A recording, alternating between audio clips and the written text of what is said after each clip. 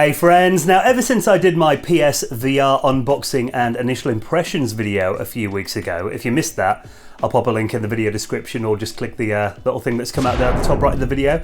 I've had lots of people commenting on that video asking me how I'm getting on with it a few weeks down the line and what I'm kind of thinking of it, you know, now that I've used it for a few weeks.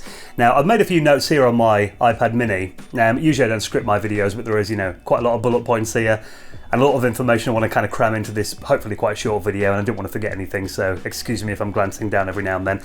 Now, I've got to say overall, I'm really enjoying the experience of using the PSVR, and it seems I'm not the only person.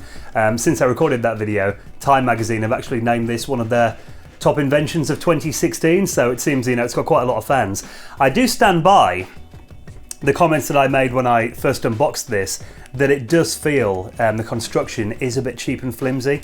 Now, obviously, the PSVR is one of the cheaper virtual reality headsets on the market, so obviously they had to make some kind of cost cutting and savings somewhere. But you know, a couple of things I've noticed with using this only for like 2 or 3 weeks is if you look here, the rubber that acts as the eye shield, it's only held on by these really short rubber little studs here, and I've actually had this entire thing kind of give way at the top, and you have to push them back in, but it does feel like, you know, that isn't going to last all that long, especially when you're taking it off and on your head. It kind of does have a bit of friction and will pull this away quite often, and it's only held in by those really, you know, quite flimsy little studs. And also, when you're readjusting the headband here to fit your head, it's only got these little rubber bands at the side of it here, and it does feel like, you know, with continual adjustment, those will probably give way sooner rather than later. And in fact, I've already seen some pictures on gaming forums of people who've had those snap completely, and then obviously it won't kind of stay in place anymore. So yeah, build quality, it does feel like it is on the cheaper end of the market. But that said, everyone who's come over to my place and tried out the PSVR, all my friends have made the same comment, that it is the most comfortable virtual reality headset that they've tried. So, you know, props to Sony, they did a good job with the construction in that regard. It does feel like you can wear it for extended periods of time, and it doesn't ever feel uncomfortable on your head, and it is very lightweight, so no problems with, you know, with regard to comfort. Now, I've read some people complain about the tracking on the PSVR, the fact that it kind of loses your position. Now, overall, you know, playing this for about 3 weeks now, I've only really had that happen to me twice, and I think both times it happened, I had quite low lighting in the room, so I think that might be related to the camera not kind of picking up the position of the controller or the headset. But in overall use, I haven't had really all that many problems with the tracking compared to some people. Now, I did go out and get a pair of the Move controllers here. I had some people say that really the only way to play VR is with the PS Move controllers, and it's kind of unplayable with the DualShock 4. In my experience, that's not really the case. I found that a lot of games are playable just using the DualShock, but really, you know, for games where it kind of feels like your hands are in the game, it does feel a lot better to play with the Move controllers. The only problem is, finding these at the moment is really difficult, which is a bit annoying. You know, if you walked into like CEX or Game a year ago, you could get a pair of those for like £5. Nobody wanted them. And now I've heard there's actually a complete lack of stock anywhere in the UK. Pretty much the entire country is sold out. Amazon was selling them for about 60 quid. Luckily, I got some off a friend who had them from his PS3 years ago. And these are actually the same Move controllers that, you know, came out on the PS3. There isn't actually a PS4 specific version, so literally it's just kind of new old stock. I imagine Sony had like, you know, a huge warehouse full of them, so if you've got any lying around gathering dust from like, you know, 10 years ago, they will still work, you know, on the PS4 VR, rather than paying the extortionate prices that they're going for at the moment. Now, in terms of games, I picked up a few new ones since I did that video. Batman Arkham I was playing the other day using the Move controllers, and that game, you know, so much fun. Just, you know, playing a character that you've known and loved all your life and being in this world. Very immersive, and there's that bit where, you know, Batman looks in the mirror and it's you. Had me, you know, grinning from ear to ear doing that. And I played Shark Encounter on my initial unboxings video. That's kind of the demo that I'd give to everyone that's been over to kind of, you know, try out the PSVR and get used to it. As you know, it's a very simplistic demo, but really there is quite a big wow factor looking around, exploring this kind of virtual, you know, underwater world. Drive Club. Played that a fair bit, and I did mention before that that's a game that's most likely to make you motion sick from what I've read, and I can confirm after a couple of races I did feel a bit nauseous afterwards, but it is the only racing game available on the PSVR at the moment. I would like to see more, and you know, it is a fun game to play. Graphically, it's nowhere near as high resolution as the trailer. I've got to say, you know, I kind of put the resolution down there with maybe a late PS2 or early PS3 game. In terms of, you know, graphical fidelity, Drive Club is one of the worst games I've seen on the headset, but there is a lot of processing it's got to do with the relatively limited PS4 hardware. I'm not sure if it's any better on the PS4 Pro. I'm using the original PlayStation 4 at the moment. In the Kitchen, that's one of my favourite games I've played so far. It is quite a short demo where you kind of, you know, strap to a seat, and it's a horror demo. And that is probably the game that scared me the most using the PSVR headset so far. I kind of played it late at night on my own, wasn't really sure what to expect.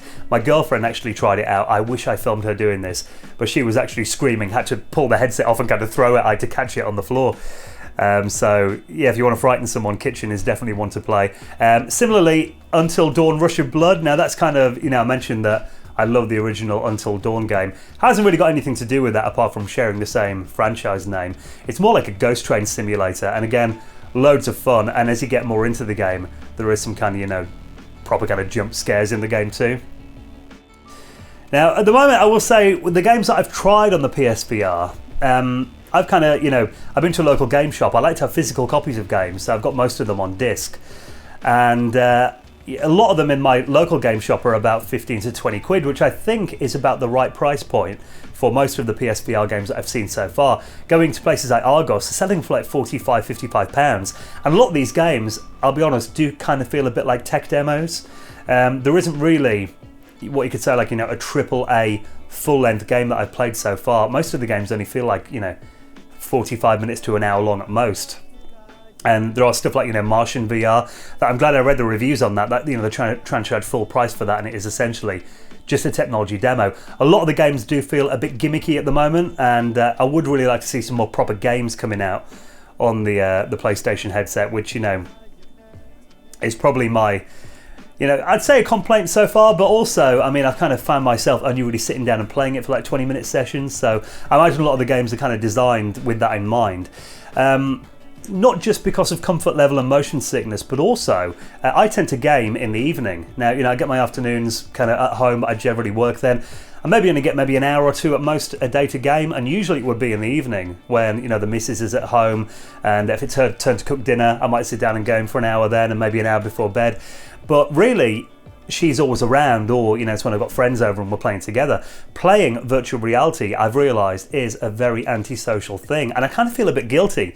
You know, if I'm here and Samantha's in the kitchen, like making dinner or something, and I'm sitting there with the headset on and my earphones in, kind of, you know, in this virtual world, completely away from her, and she's locked out, it's kind of like she's at home on her own. So I've kind of felt a bit guilty about playing it when she's in the house, which, you know, does kind of limit the time that I'm playing with the system at the moment. It's really only when she's out, or, you know, if she's had an early night and I'm up late one night, I'll tend to do it. But I really haven't spent as much time with it as I'd like to. In terms of the lenses as well on it, I did mention, you know, my initial video that it looked a bit blurry. I realised that you do need to clean the lenses pretty much after every use. Now, it might just be because I'm a bit of a sweaty bastard, but it does kind of, you know, tend to fog up quite a lot. So luckily they do include a little microfiber cloth with it. And I will say, use the microfiber cloth. Don't use like kitchen roll or anything like that, because there is kind of some coating on the eyepieces that are a bit like anti-glare or anti-reflective coating that you'll get on regular glasses. So it's possible to scratch those. So definitely use the, you know, microfiber cloth that comes with it. And also I've read some reports of people getting eye infections from sharing it with other people. Now, it doesn't make sense because it sits very close to your face. You almost make contact with it every now and then. So I would say, you know, if you're sharing it with another person, always make sure that you keep the lenses nice and clean. But overall, though, those are kind of my impressions from using it for a few weeks. You know, there are good and bad points with it. I have found the experience of being in like the virtual world so much fun, and at the moment it is kind of a new experience, which I mentioned. A lot of the games are kind of a little bit gimmicky, but at the moment I'm probably fine with that. But I think in the next 6 months we probably do need some proper games to keep people's interest in this. I will say the game that I've had most fun with recently, I forgot to write the Playroom VR, you know, the one that you can download off the store. Robot Rescue is such an amazing game. I kind of stumbled across that and played it. It's kind of a bit like playing it. It's a bit like, you know, something like Super Mario 64, and you're kind of in this world, and it's a very short game like a lot of them are, but that's probably the most fun that I've had with it so far, playing that. I've got a few other ones that I do want to try. Riggs I've heard is really good. Pixel Gear, Robinson the Journey, I've had some really good reports about that as well. And there are some things I was kind of playing the VR headset and I thought, imagine having something like Portal on this. I think Portal would work really well. Even if it's just a couple of level demo that they release, I'd love to experience, you know, the Portal universe in VR. And also maybe something like a mech shooter kind of game. Quite a slow-paced one would work really well on the PSVR as well. So I am really enjoying the experience. I know a lot of people are struggling to get hold of a PS4 VR headset at the moment, especially with it being Christmas time very soon. I'll give you a bit of advice. I walked in and got mine from a local independent game shop here in Nottingham called Playtime. They've also got a store in Sheffield as well. And I was chatting to the owner of the store and he told me that they've had no problem sourcing stock. Because the bigger game shops have kind of got to go through, like, you know, Sony's official ordering process and order, like, you know, 50,000 units at a time. He is actually just buying them on kind of a, you know, for sale basis. So he's got about 5 or 6 in his shop at any one time. So he's actually having, you know, a lot easier time getting them in stock than some of the bigger retailers like Game are. So if you can't find one in the mainstream retailers, try your local game shop. And also found that he's actually got quite a few physical titles on disc as well, which, you know, I enjoy collecting. So there's a little tip if you want to get a PSVR headset before Christmas, and also support your local indie shops as well, you know, that goes without saying. So hopefully that's responded to a few of the comments I had on that video. Overall, thumbs up. I am loving the PSVR headset and expect more videos in the future. Thank you for watching. I'll catch you next time.